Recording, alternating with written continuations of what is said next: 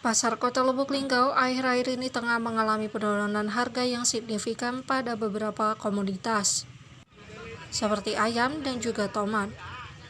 Kabar baik ini disambut dengan gembira oleh seluruh masyarakat, karena penurunan harga ini dapat membantu meningkatkan daya beli mereka.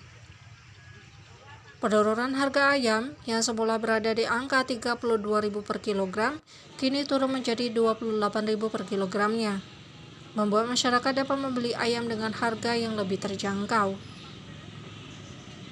Begitu pula dengan tomat, yang saat ini berada di harga Rp12.000 per kilogram, turun dari harga sebelumnya yaitu Rp15.000 per kilogramnya. Namun, tidak semua komoditas mengalami penurunan harga.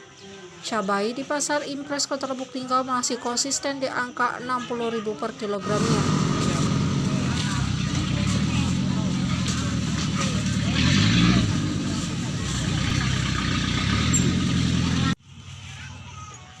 Meskipun demikian, para pedagang berharap tren penurunan harga ini bisa terus berlanjut dalam beberapa pekan ke depan.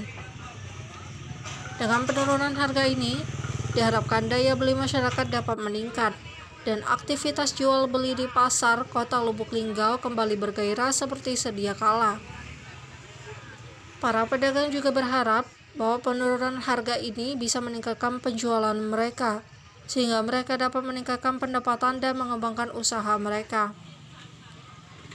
Dalam jangka panjang, penurunan harga ini dapat membantu meningkatkan kesejahteraan masyarakat dan juga meningkatkan aktivitas ekonomi di Kota Lubuk Linggau.